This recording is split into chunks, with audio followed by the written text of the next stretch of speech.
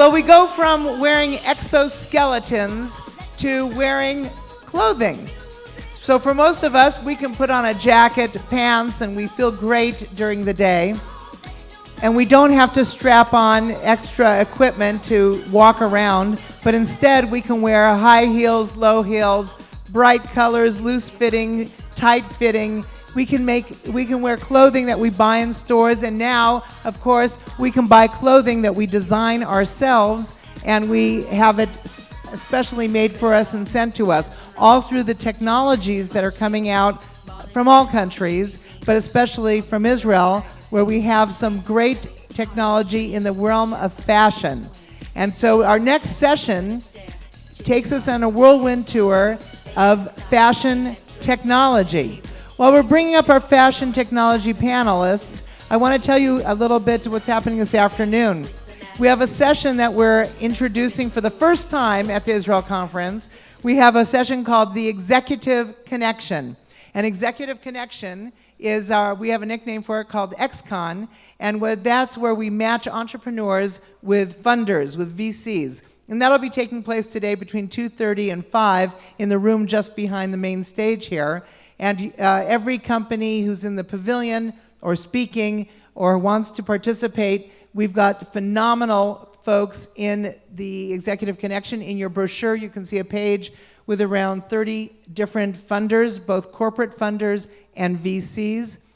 And you'll have a great time getting to know them because we want you to be able to make money and create money.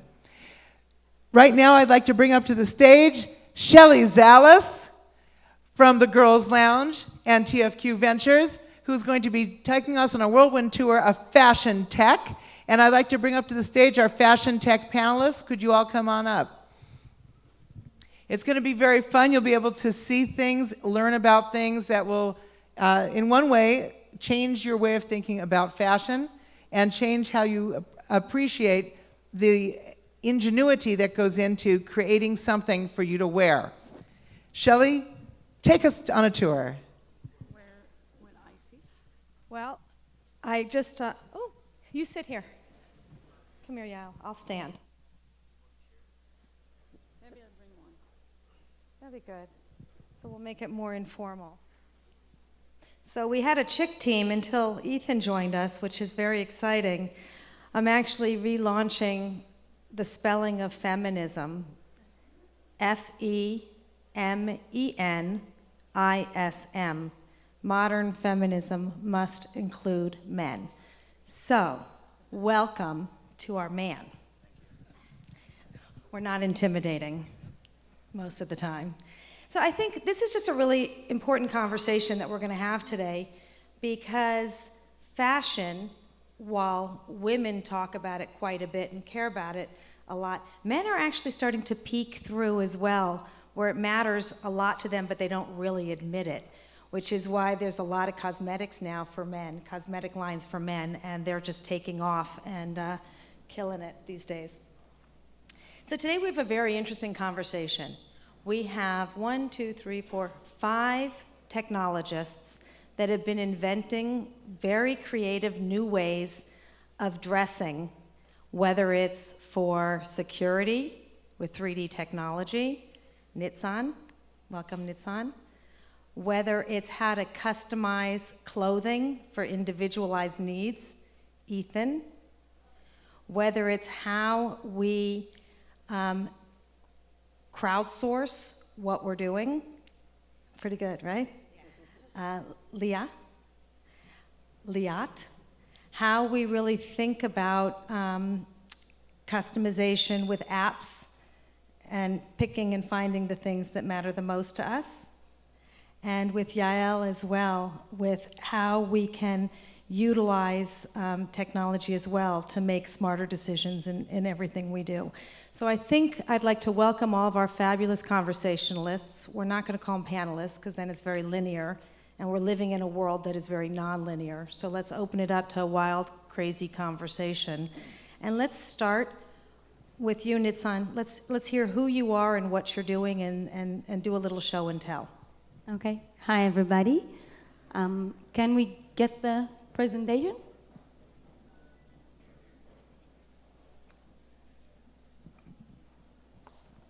got it? Can we get the slides, please? Okay. Okay, in the meantime, I will tell you a little bit about myself. My name is Nitzan. I'm a graduate for Bezalel Academy of Art and Design. And what I did in the last 6-7 months was to design the first 3D printing modular clothes for women's self-defense and survival. And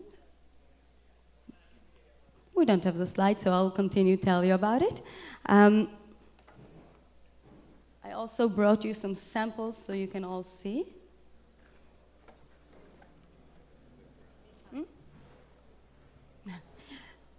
Okay, good. We can go to the next one. This is how it looks. Okay. I'm dealing with jewelry self-defense for quite a while. And the reason that I'm dealing with it is because we are not safe when we go out into the world, outside to public sphere, but no one really talks about it. So what I'm trying to do is to put this subject on top. This is just really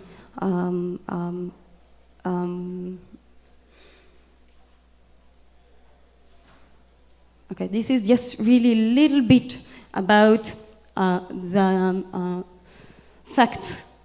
And it's also from government places, so it's probably not true.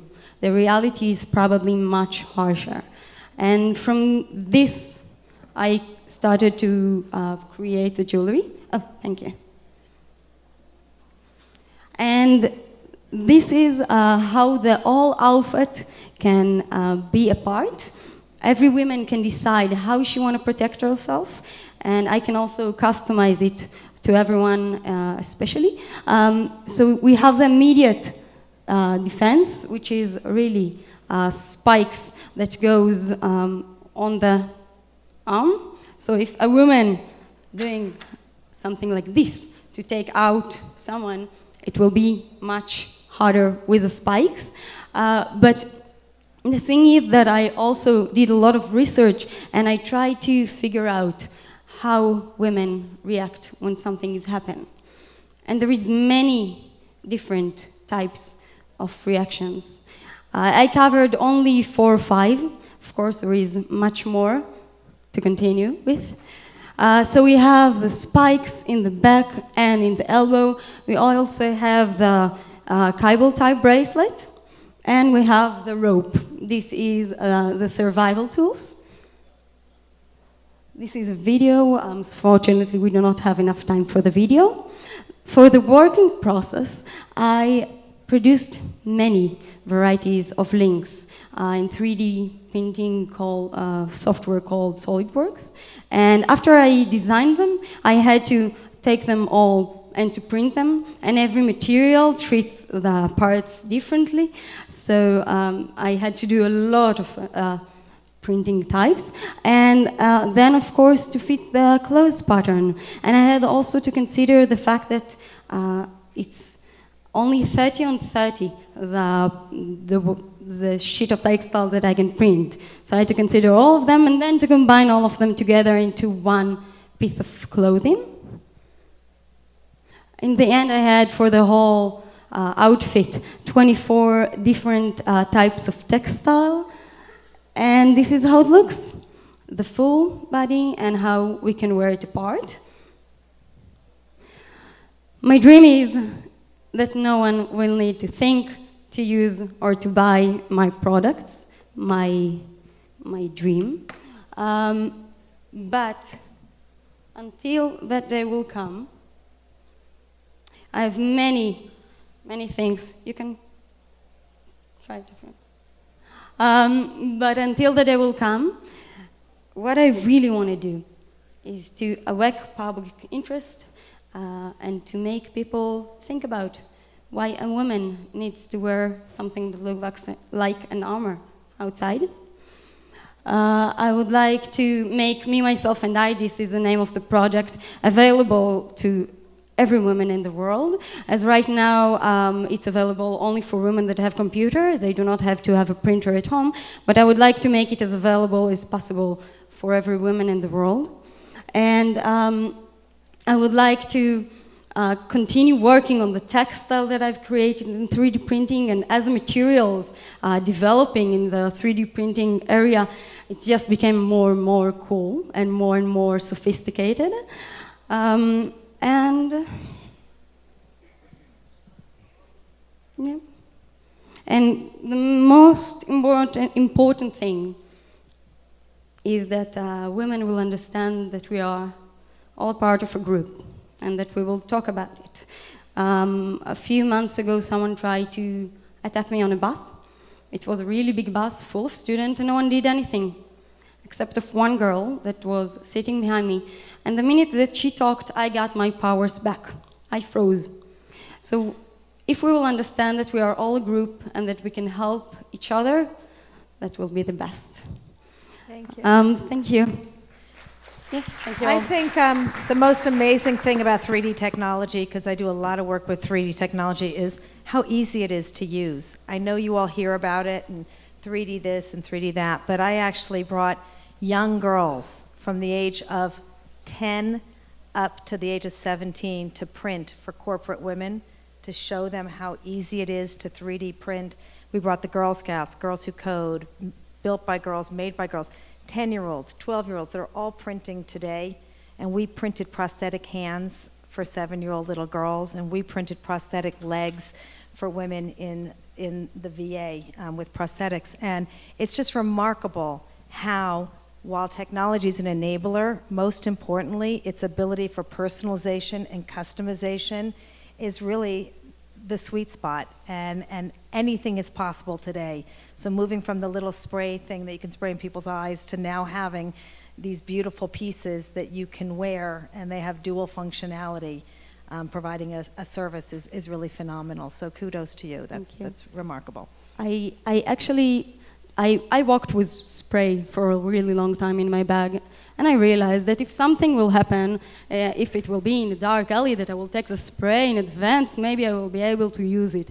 But if something will happen like it happened to me on a bus or on a normal day, I will not be able to find the spray inside the bag, tell the person, wait a second, and then realize how to do that. So out of this, the product that we have right now for self-defense are not good enough. Yeah, no, I think it's fantastic. And I think that brings us, I'm going to put Ethan next, because if he waits for all the chicks to talk first, he's never going to get to say anything. So we're going to go to you before we go to the rest of us. Ethan, you are really using technology for personalization and customization with T-shirts and design and textiles. Can you tell us a little bit about your company and what you're doing and why you're doing it? Absolutely, I'd be happy to. Thank you. And thank you to Sharona and the Israel Conference for letting me crash this awesome panel. Happy to be here. I moved to Los Angeles to reinvent the custom t-shirt.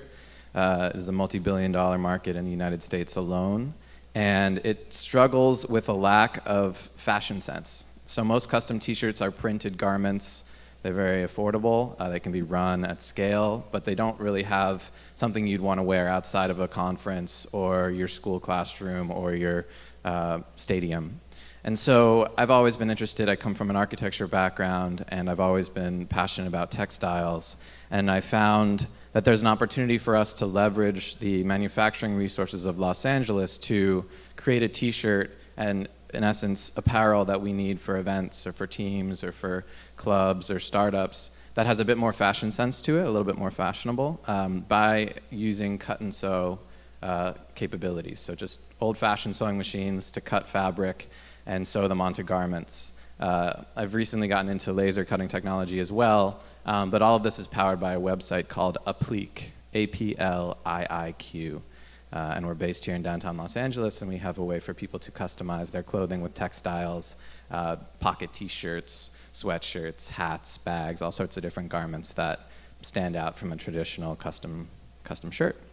So is the differentiation adding the textile to the customization, that you can see what the shirt looks like with different fabrics and textiles? Yeah, that's a big part of it. So you can mock up a garment on our website. We have over 1,000 fabrics. You can also upload your own images to create a fabric and have that printed on top of a fabric and then cut and sewn on.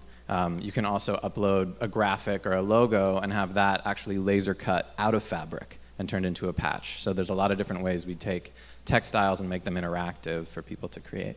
I wish I knew you when I was 10. I was forced to do singer sewing and take one of these patterns and make it work, and I was so frustrated I asked the teacher just to make it for me, because having a Jewish mother, she of course wanted me to come home with something done. So I did cheat my way through that, but I did make a fabulous outfit. So where were you then? I have my Jewish mother Damn. to thank for helping me get here. So now I think we're going to move to Leah, and we're going to talk a little about the world that we live in. We talk a lot about a shared economy, a shared universe.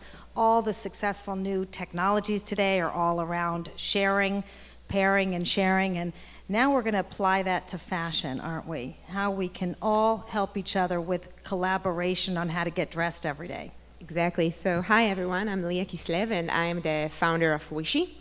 And the pain that we're trying to solve is something that I'm sure you all experience every day. And it's that you have so many clothes in your closet, but you always have nothing to wear. And it's only because you need a new perspective on how to combine the items you own in your closet. So we are connecting stylists with people who need advice on what to wear. And the experience is very easy. We integrate to all your events through your calendar or your Facebook events, and then we just push outfits from your closet on an event basis. So if I know that it's your birthday today, our stylists are going to create outfits for you for your birthday, and you're just going to get a notification for that, all from your closet. And I can show a short video, so you can all see. I wanted to show you the live platform, but I couldn't. So can you add volume? Sound? Yeah. Closet full of clothes and nothing to wear? Dream of a personal stylist? Help is on the way. Wishy, wear it, share it, the social styling network that helps you get styled. Time to create your Wishy closet. By clicking the Add Item button, you can upload clothes to your closet in 3 different ways. Bring items from the web by copying and pasting URLs into Wishy, or get the Wishy button to send items straight to your closet while shopping online. For more unique or vintage pieces, just use the Wishy app to upload items in seconds. And you can visit the closets of your closest friends or fashion icons. In the case of fashion emergencies, date, interview, first day of school, simply click Request Styling and enter your event. Let's say you have a date tonight. Now the Wishy stylist can start styling you up.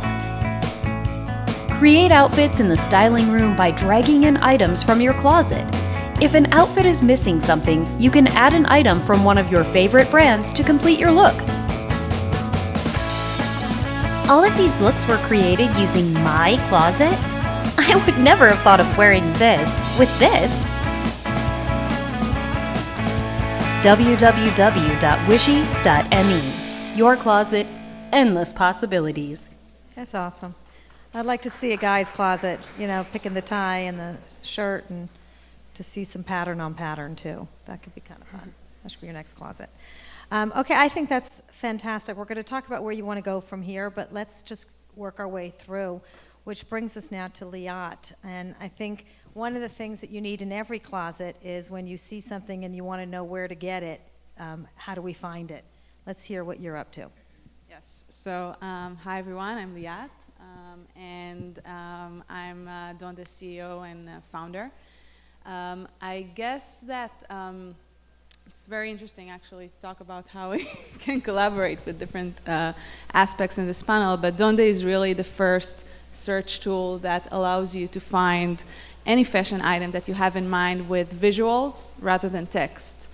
So we created an artificial intelligence technology that imitates the way people perceive visual objects, and we are pulling out items that match your exact vision from 6,000 stores.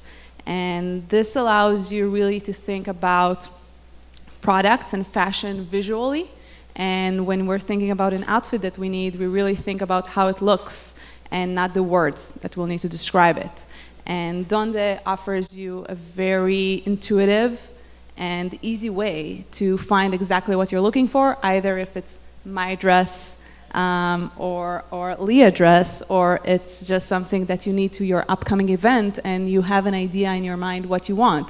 So you can really easily find a huge selection that match the neckline, the length, the shape, the texture, and whatever it is to customize exactly things and buy it on the spot. So donde, isn't that a Spanish word meaning where? Yeah. What's the Hebrew word? AFO? AFO. But we didn't call it AFO, right? We That's called it right. donde. What's up with that? I actually decided to found the company when I was on a trip to South America, like most of the Israelis after the service in the intelligence and the army. So, and whenever I asked someone how to get somewhere, they pointed me to the right direction by asking, like I asked them donde, and they just told me the right path, the quickest path to go. So this is why donde is where you find exactly what you're looking for. That's funny. And so I think we also have a lot of things out there on the web like ShopStyle and ShopBop and all those. What's different about those sites where you put in what brand you want and what clothing and it searches all over the world to find it for you? Yeah. What's different about this? So ShopStyle is an interesting example. I think that what's interesting in the mobile space and the way that we're changing is that when you're searching in ShopStyle, you're using keywords. You're using words, and basically what's happened behind the technology is pulling up, matching those keywords. And a lot of time it's not accurate. And what we're doing in Donde is really learning the visual features in the items and making sure that you're getting the most accurate results based on that. Also, I think that words are great when it comes to things that are made out of words. So when I need to find information or stuff like that, it makes a lot of sense to use words. But when I'm looking for a fashion item, I think about it visually. And this is how our technology actually works. This is why it's so accurate and gives you the best results that match exactly those items. So you don't need to use any words. So we're going to talk about what's inside, like RFID, or is it, we're going to talk about what kind of processing you have in an app that will get there. But hold that thought, because I want to know what's unique about what each of you are doing with the technology inside that makes it special. But let's go to Yael first, because while you might find what you're now looking for, we want to know what it looks like on you. And so I think that ties into you, Yael, with your app on how we can customize what we look like with what we're going to find before we buy it. Is that correct? Exactly. And if we talk about names of companies, so our company is named Zikit. Zikit in Hebrew means chameleon. And just like chameleon changes its look, that's also in our platform. You can actually see yourself with endless looks. Our slides are also available. And then we can see some visuals. I just, in the meantime, I'll say that the online fashion, I would say, e-commerce business is one of the largest, or the fashion industry is huge. It's $5 trillion annually globally, where only 5% of it is from online purchases. And when you think about the root cause for that low percentage, is the fact that at the end of the day, we don't have the fitting room. So we took a very business-wise perspective of that problem. And we thought, what will be the ingredient that we bring to the game that makes this business huge, that takes this $5 trillion business and make 90% of it online sales and actually extend the segment. And that was the main motivation to actually solve the holy grail of the problem. So we're going to get to your slides, I think, at some point. That's just a little subliminal trigger for you guys back there to put some slides up, if you can get to that. But in the meantime, let's have a conversation about why Israel? Why is all this amazing innovation coming out of Israel? What's your secret sauce? How are you so creative and inventive? And what I've heard is because you've all served in the army, in the Tzahal, you have, this sixth sense about you, but this is about fashion and wearables. How does this tie together? You know, where's your inspiration coming from? I think I know maybe why fashion tech in Israel is interesting, and I think a lot of people in Israel really like fashion and want to be in this industry, but to be in the offline industry and try to manufacture clothes and compete with Zara and H&M and all those, it requires huge resources that you don't have in Israel. But to come up with an innovative approach, raise 200K and go and do some innovative technology that can change something in fashion, that's something that we can do from Israel. So I think this is why you hear about a lot of interesting fashion tech companies rather than about, you know, brands that came from Israel, or like we do have a chance in the tech rather than the offline like, you know, corporate. It's a very good answer, actually, because I mean it's survival of the fittest. You don't have the opportunity to go big and then be creative. You have to be creative to go big and start somewhere. I think Nitzan was going to comment. The thing about Israel is what I think it's the fact that we live in a situation that can change in a second, even less. And people, most of the world, do not think about it, but in Israel, we do think about it. And I think that this is something that allows us to think from the beginning about the fact that we are taking chances in every minute of our lives. I think another question I always have as someone that loves investing in new ideas, and most importantly, I think companies are buildings and institutions. It's people that make businesses successful, and passion, and how you believe in what you're doing. I think that's been very important for me when I make an investment. How do you connect? The Israel conference is amazing that Sharona is doing, and you know, a big applaud to Sharona bringing us all together. I always talk about Silicon Valley and Sabra Alley. You know, Silicon Valley meets Sabra Alley. A lot of big brands go to Silicon Valley because that's where they know to go. And I'm starting to bring a lot of companies to Israel to expose them to all of these opportunities. Beyond the Israel conference, how are you meeting with U.S. companies? I mean, what is your connection? How do you get connected? We're actually based in San Francisco and Tel Aviv. I believe that in order to bring a real consumer technology, I 100% agree with Leah that it's the interesting thing about Israeli startups that we're bringing a competitive advantage in technology to this space. But to actually get to know the consumer, we have to know the U.S. market. So we're based also in the U.S. and in San Francisco, getting a lot of inspiration from the unicorns that grew in the valley. And I think that it's a key component to really grow a successful consumer company, to bridge the gap of the amazing tech that is coming from Israel to the actual user that you're talking to. Oh yeah, I agree. I think the best format I think is that for the marketing and business to be in San Francisco or New York, and for the tech to be in Israel, and that's how a lot of companies work, and it just works out amazingly. People just don't sleep in Israel; they work in our hours. It works. Were you going to say something? Yeah, that one of the most amazing values in Judaism, as I see it, is the paid forward value and will. And I think that we always, meet the good spirit of helping each other, even between us. And this is something that really, I think, makes this ecosystem so powerful, that everyone knows someone that can or may help you. And the willingness to do those connections is something that really helps the Israeli entrepreneurs.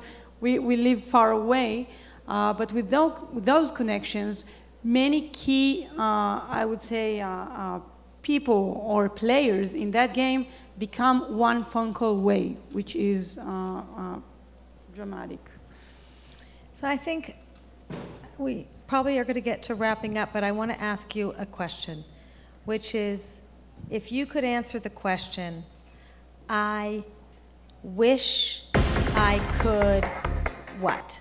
What would you love for where you are to where you're going? What do you wish for? What is your wish? What do you want? So I want people to take pictures of themselves and then try everything on themselves. No, but I'm joking. I think that That's a good answer. Though. I think that we're lucky that in the fashion industry, all of us need to buy clothes. So there are those who love it, and they'll enjoy our platform very much. But those who feel that it's a waste of time, we can actually help them to concentrate at the other things they love. So we help people to do more of what they love. So I really wish people will enjoy the app and actually understand the value and benefit from it. How many people are downloading your app today? So our app is in a closed beta in Israel currently, and we're about to launch it in 15 campuses in the beginning of 2016 in a very broad PR and campaign, and it's going to be amazing. It's going to be featured and as a copy celebrities outfits.